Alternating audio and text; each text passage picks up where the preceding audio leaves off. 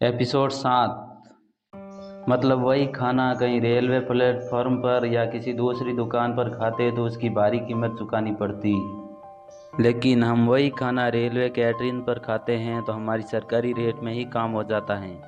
मतलब मैं यही कहना चाहूँगा कि यह खाना अगर दूसरी दुकान पर 250 में होता है तो रेलवे कैंटीन पर 35 रुपये में ही काम हो जाता है। मैंने आराम से पेट भरकर खाना खाया और रेलवे प्लेटफॉर्म पर चला आया। वहाँ पर मैंने देखा कि रेल सही टाइम पर ही है। मेरी रेल प्लेटफॉर्म नंबर 5 पर आएगी। मेरे पास बाहर के नाम पर एक छोटा बैग ही था। मैंने घड़ी में टाइम देखा तो 11:20 हो चुके थे। मेरे पास अभी भी 30 मिनट बचे थे। मेरे चावल खाने की वजह से आंख भारी हो रही थी। मुझे नींद की सख्त ज़रूरत थी। मैं अपनी धीमी चाल से प्लेटफॉर्म नंबर 5 की तरफ चलने लगा। मुझे वहाँ जाने की जल्दी नहीं थी क्योंकि मेरे पास अभी भी 30 मिनट का वक्त था। 5 या 7 मिनट के बाद मैं वहाँ पहुँच गया था। मैंने देखा कि वहाँ पर मैं एक ही अकेला नहीं था।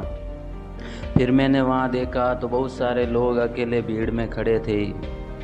वहाँ किसी को किसी की सुध नहीं थी। मैंने इधर उधर देखा तो एक फल की दुकान और एक चाय की दुकान और एक किराने की दुकान, वहीं दूर थोड़ा पानी का नल था। मैं वहाँ पास ही खाली पड़ी चेयर पर बैठ गया। मेरे आसपास शोर होने के कारण मैंने एक बार फिर उस ओर देखा। एक बार फिर मेरी नज़र उस आदमी पर पड़ी जो आधे घंटे पहले मेरे से मदद मांग रहा था। चाय वाला अपने चाय स्टॉल से ही चिल्ला रहा था, तुम जैसे लोगों के लिए यहाँ कोई दूध वूध नहीं है। उस आदमी की आवाज़ इतनी सख्त थी कि उस औरत के गोद में छोटा बच्चा फिर से रोने लगा। उसकी माँ ने उसको अपने सीने से लगाया और फिर अपनी आंखों से आंसू फूट पड़े।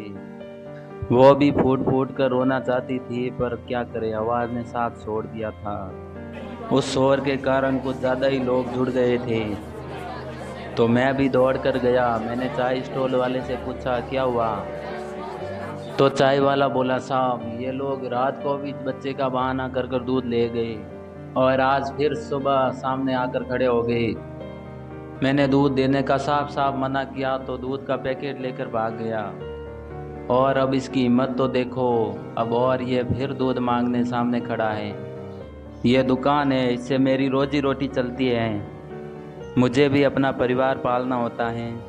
यह कोई धर्मशाला नहीं है कि एक बार मदद कर दी तो दूसरी बार फिर चले आए मुंह उठाकर। मैंने देखा कि वो आदमी इस बार मुझे देखकर कोई मदद की उम्मीद नहीं कर रहा था। शायद वो समझ चुका था कि एक बार से ज़्यादा मांगेंगे तो लोग तरस ही खाएंगे, लेकिन मदद के लिए कोई आगे नहीं आएगा। वो आदमी चाय वाले के सामने हाथ जोड़कर खड़ा था। मुझे उसकी लाचारी देखकर खुद पर शर्म आने लगी। मुझे अपनी समझदारी पर धिक्कार महसूस होने लगा। मैंने बहुत ऐसे लोगों को देखा था, लोगों का फ़ायदा उठाते देखा, लेकिन ज़रूरी नहीं कि हर चमकने वाली चीज़ हीरा ही हो। अब मुझे उस फैसले का पछतावा होने लगा। अब मैं उस भूल को सुधारना चाहता था। मैंने एक बार फिर उसकी औरत को देखा तो उसकी आंखों से आंसू बहते हुए सच्चाई को बता रहे थे। उसकी आंखें और बुझा हुआ चेहरा ये बता रहे थे कि गरीबी एक पश्चाताप है। मुझसे उसके चेहरे देखे नहीं गए। मैंने चाय वाले से बोला, दूध के कितने पैसे हुए। तभी चाय वाला मौके की नज़ाकत को समझते हुए चालाकी दिखाई और कहा। तब वो बोला, साहब कल रात के 37 और आज सुबह के 37 और अब जो ले जाएगा उसको मिलाकर दे दो। उसकी ये बात सुनकर मैं गुस्से से अंदर ही अंदर तिल मिला गया।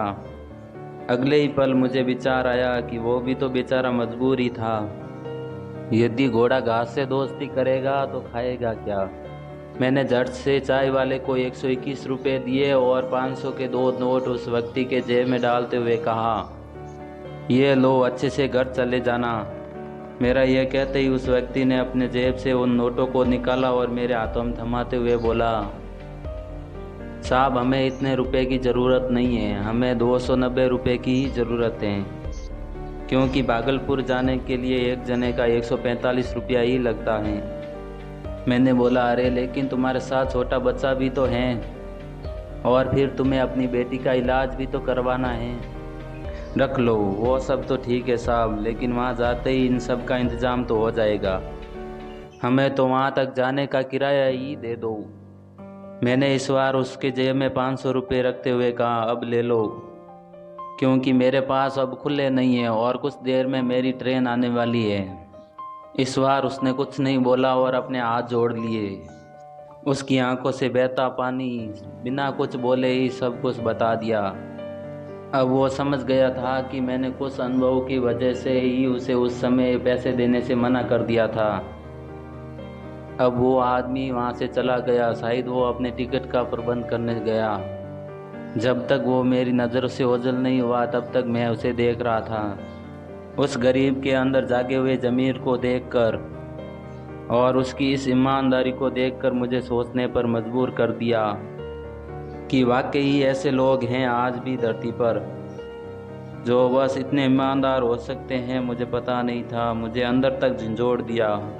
स्पीकर में से अनाउंसमेंट हुई, यात्रीगण कृपया ध्यान दें, ट्रेन नंबर 1432 बरेली से चलकर जयपुर से होते हुए भुज तक जाने वाली बरेली भुज एक्सप्रेस प्लेटफॉर्म नंबर 5 पर आने वाली है।